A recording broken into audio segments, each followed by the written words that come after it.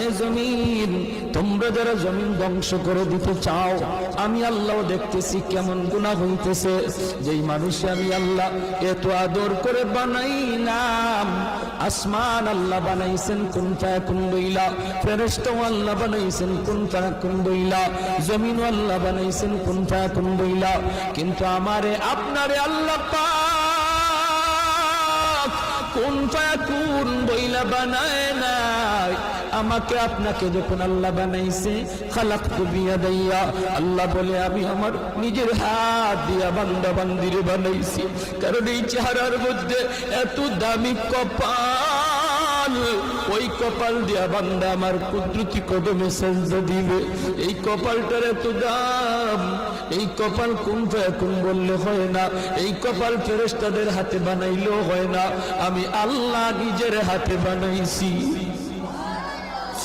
আল্লাহ পাক কই আমি আল্লাহ দেখি জমিনে কেমন অন্যায় হয়, অত্যাচার কেমন জুলুম হয়।